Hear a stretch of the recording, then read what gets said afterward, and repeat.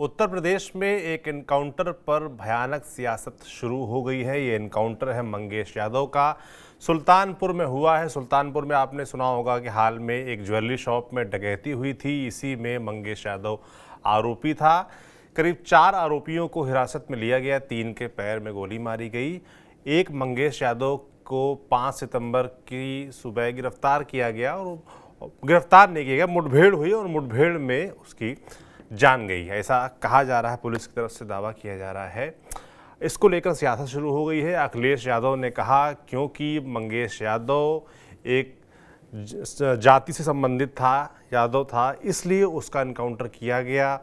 नेता प्रतिपक्ष जो लाल बिहारी यादव हैं वो मंगेश यादव के घर पहुंचते हैं, तमाम आरोप लगाते हैं और कहते हैं ये पुलिस की जाति है, फेक एनकाउंटर है और इसको लेकर हम मुकदमा लड़ेंगे। इस तरह की बात कही जाती है। इसको लेकर सियासत चल रही है। इस पर हम समझेंगे कि आखिर क्या है पर्दे के पीछे की पूरी कहानी। हमारे साथ लखनऊ से जुड़ेंगे हमारे वरिष्ठ साथी पंकज झा जी। पंकज जी, कल से ही इस पूरे मामले को लेकर उत्तर प्रदेश गरमाया हुआ है। अखिलेश यादव का बयान भी आ गया है, नेता प्रतिपक्ष पहुंच भी गए हैं मंगेश यादव के घर और पुलिस पर आरोप लगाए जा रहे हैं। क्या है इसकी पूरी कहानी? देखिए सौरभ, इसको समझिए कि अखिलेश यादव ने इस पूरे मामले को कितनी गंभीरता से लिया है। आज जब लाल बिहारी यादव, जो कि विधान परिषद में समाजवादी पार्टी के वो नेता हैं, उनको कल रात ही कहा गया कि आप जौनपुर जाइए और मंगेश यादव के परिवार से मिलिए। वो जब अपनी पूरे लाव लश्कर के साथ जब मंगेश यादव की मां और उनके परिवार के बाकी सदस्यों से बात कर रहे थे, उसी वक्त उन्होंने मोबाइल फोन लगाया अखिलेश यादव को। आपको एक चीज और बता दूं जी। कि अखिलेश यादव लखनऊ में ही है, लेकिन कल से समाजवादी पार्टी ऑफिस नहीं गए, लेकिन घर पर रहकर ही मंगेश यादव वाले पूरे मामले में लगातार अपने नेताओं से, खासतौर से कुछ वकीलों से भी उन्होंने बातचीत की है। इस पूरे मामले को लेकर वो लंबी लड़ाई लड़ने के मूड में है और उसके पीछे उनकी पीडीए की राजनीति है। अब पीडीए की राजनीति कैसी है, इस पर हम बाद में बात करेंगे। पहले थोड़ा सा बता देते हैं आपको कि आज जो घटनाक्रम है उसमें जी। मोबाइल फोन पर सीधे मंगेश की मां से उन्होंने अखिलेश यादव की बातचीत कराई। अब देखिए, बीजेपी की तरफ से कहा जा रहा है, यूपी पुलिस की तरफ से कहा जा रहा है 1 लाख का अपराधी था, मंगेश यादव पर 9 मुकदमे थे, तो मंगेश यादव को मार दिया गया। वो उसने पुलिस पर फायर किया, पुलिस ने अपने आत्मरक्षार्थ में उसमें गोली चला दी। इतना सब कुछ होने के बावजूद भी अखिलेश यादव ने फॉर्मली, यादव होने के बावजूद भी, जो अब तक ये हम समझकर चल रहे थे कि एमवाई से थोड़ा सा संभल संभल कर वो अपनापन दिखाते हैं, क्योंकि अभी बात एमवाई की नहीं, पीडीए की है। लेकिन एमवाई के पीछे वो पीडीए की रणनीति धीरे धीरे उन सारे धागों को जोड़कर ना वो 27 के लिए बना रहे हैं। देखिए, 4 बार उन्होंने प्रयोग किया चुनाव में, 4 चुनाव में वो हारे। इस तरह के कहा कि एनकाउंटर को फर्जी बताना, इस तरह के प्रयोग उन्होंने पहले भी किए अखिलेश यादव को, लेकिन उसमें उन्हें कोई कामयाबी नहीं मिली। आप जानते हैं, आप कानपुर के रहने वाले हैं, विकास दुबे वाले मामले को जी। कितने जोर शोर से उठाया गया, लेकिन चुनाव में उसका कोई फायदा हुआ नहीं समाजवादी पार्टी को। लेकिन इस बार क्या हुआ ना कि पीडीए के बाद से ना अखिलेश यादव को लगता है कि अगर हम ये पिछड़े, दलित और अल्पसंख्यक इस बैटिंग पर चलेंगे तो सारे फायदे हमारे साथ होंगे। भले ही मंगेश यादव यादव का है, लेकिन जब वो बात करते हैं तो क्या कहा उनकी पार्टी के नेता, जहां भी बयान दे रहे हैं, आप गौर करिएगा, कोई भी वो नेता, समाजवादी पार्टी का प्रवक्ता है, नेता, वो डिबेट में जा रहा है या कहीं बोल रहा है तो 2 बात वो हमेशा पीडीए की बात कर रहा है। वो इस मामले में अखिलेश, माफ करिएगा, योगी आदित्यनाथ की उस बयान की भी याद दिलवाता है जो लखनऊ में हुई थी घटना, याद होगा जी। सौरभ जी आपको, जी। कि वो बारिश की वजह से पानी जमा हो गया था अंबेडकर पार्क के पास में, वो जो एक लड़का लड़की जा रहा था, जो विधानसभा में मुख्यमंत्री ने सिर्फ 2 ही आरोपियों का जिक्र किया, एक यादव और मुसलमान। तो वो वहीं से, तभी से इस नैरेटिव को आगे बढ़ा रहे हैं। अभी तो चूंकि इनकाउंटर हो गया, बात बढ़ गई, और देखिए लगातार वो सोशल मीडिया में पोस्ट किए जा रहे हैं। बात उन्होंने यही नहीं छोड़ी, बात वो आगे ले गए कि योगी सरकार जो है, खासतौर से सीएम योगी आदित्यनाथ, वो जाति विशेष के अफसरों पर ही भरोसा करते हैं, बाकी अफसरों पर भरोसा नहीं करते। उनको लगता है दिल्ली वाली बात। वो बीजेपी के इंटरनल फाइटिंग्स को भी दिखा रहे हैं। योगी आदित्यनाथ को एक जाति विशेष के प्रति उनका जो अट्रैक्शन है, या फिर उनके साथ का एक जातिवादी उनको बता रहे हैं, क्योंकि वो साबित करना चाहते हैं अपने नैरेटिव से कि योगी आदित्यनाथ पिछड़ा विरोधी हैं, वो दलित विरोधी हैं। वो अखिलेश यादव एक नैरेटिव बनाने की कोशिश कर रहे हैं। हम्म, देखिए क्या हुआ, जब आप देखिए उनके जो सोशल मीडिया में पोस्ट है, उन्होंने कहा कि भाई एक जो आपको पूरी घटना को समझना होगा, उससे पता चलेगा जी। कि ये जो सुल्तानपुर में घटना हुई, उसमें 3 जो वो एक ज्वेलर की दुकान में डकैती हुई, आपने वो सीसीटीवी फुटेज देखा होगा, जी। बहुत वायरल हुआ था। हम्म, नकाबपोश लोग आए और लूट के लेकर चले गए। उसमें 11 लोगों पर 1-1 लाख रुपए का इनाम था। हम्म, उसमें एक दुर्गेश सिंह भी आरोपी था। जी। दुर्गेश सिंह ने कोर्ट में सरेंडर कर हम्म, दिया। बात दूसरा जो आरोपी है मंगेश यादव, उसको एनकाउंटर में पुलिस ने मार दिया। हम्म, जो मारा उस टीम को लीड कर रहा था कौन?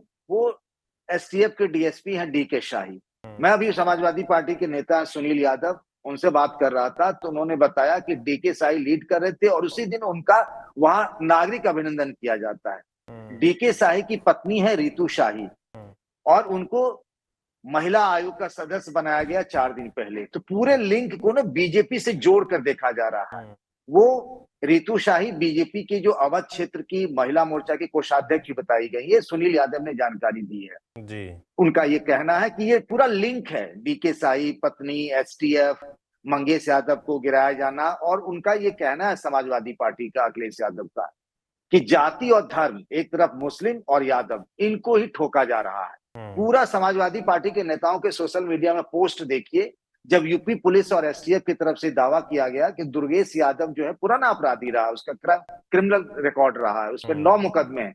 तो वहां पर ब्रजेश सिंह से लेके धनंजय सिंह से लेके अभय सिंह तक के जितने भी उनके खिलाफ मुकदमे हैं, उनकी पूरी लिस्ट सोशल मीडिया में वायरल की जा रही, पूरा नैरेटिव गढ़ा जा रहा है कि नहीं, एक जाति विशेष के खिलाफ अपराध, मतलब जो भी लोग हैं उनके खिलाफ इतने मुकदमे हैं, उन पर कोई एक्शन नहीं होता है, लेकिन जब मुसलमान और यादव की बात आती है तो फिर उनके साथ ये होता है। और जो भी नेता ये बात कह रहा है, उसके पीछे सिर्फ एमवाई ही नहीं बात करता, वो पिछड़ा और दलित की भी बात कर रहा है, चूंकि जी। वो लार्जर पर्सपेक्टिव में पीडीए के फॉर्मूले पे जाना चाह रहा है। देखिए एक हम्म, बात ये भी हो रही है ना, अखिलेश यादव डबल बैटिंग कर रहे हैं।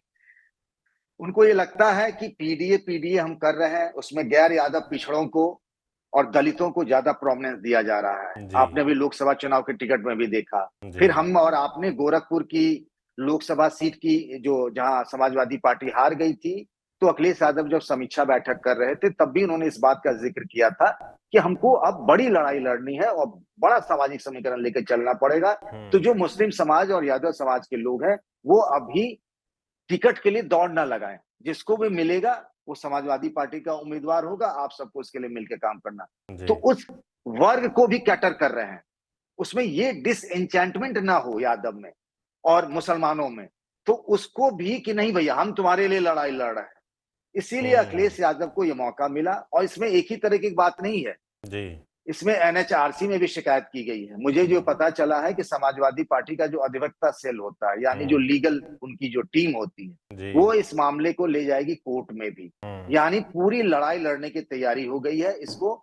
और इसकी कहानी आज की नहीं है। याद करिएगा सौरभ जी, जब मुलायम सिंह यादव हुआ करते थे, ये बात उन दिनों की है जब वीर बहादुर सिंह कांग्रेस के मुख्यमंत्री हुआ करते थे।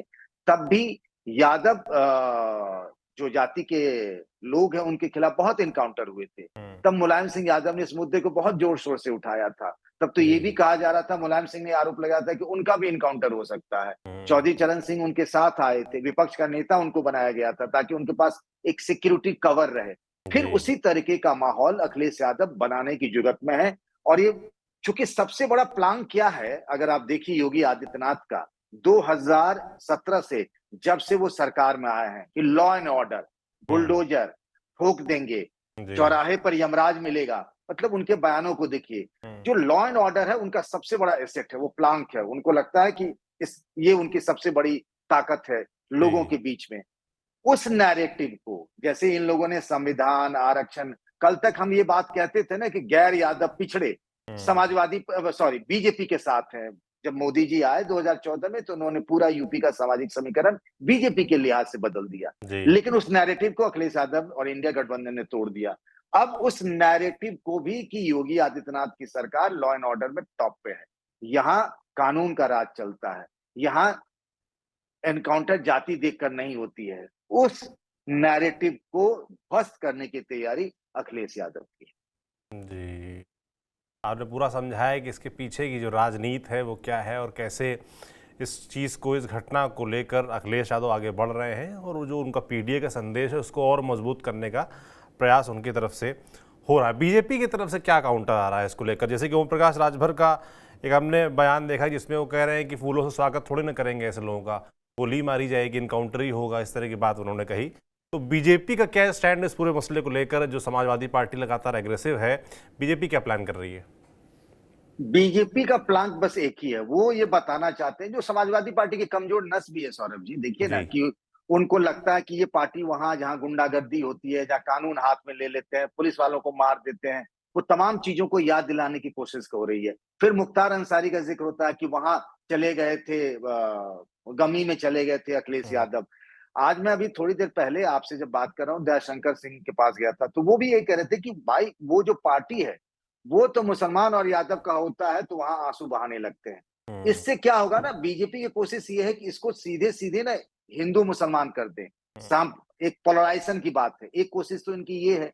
दूसरी ये है कि ये समाजवादी पार्टी को उसी प्लैंक पे ले आए कि आप अपने एमवाई को डिफेंड करते रहो, हम्म, बाद बाकी जो था, जो आपके पास लोकसभा चुनाव में चला गया था, हम्म, उसको लगेगा कि आप तो सिर्फ इनकी ही बात करते हो, तो हमारे पास खींचे चले आएंगे। इसीलिए बहुत एग्रेसिवली बीजेपी डिफेंड कर रही है इस एनकाउंटर को, कि जो अपराधी है उसकी जाति और मजहब नहीं देखते, उसे ठोक देते हैं। हम्म, हमारे लिए लॉ एंड ऑर्डर पहले है। वो पश्चिमी यूपी में महिलाओं की सुरक्षा से लेकर यहाँ बताते हैं कि कैसे अतीक अहमद, मुख्तार अंसारी, जिनका आतंक था, उन सबको खत्म किया। वो फिर से उधर ले जाना चाहते हैं। तो हम्म। बीजेपी की रणनीति है कि एग्रेसिवली योगी आदित्यनाथ के चेहरे के पीछे हम इसको डिफेंड करें, और वो कर भी रहे हैं। बिल्कुल, बिल्कुल।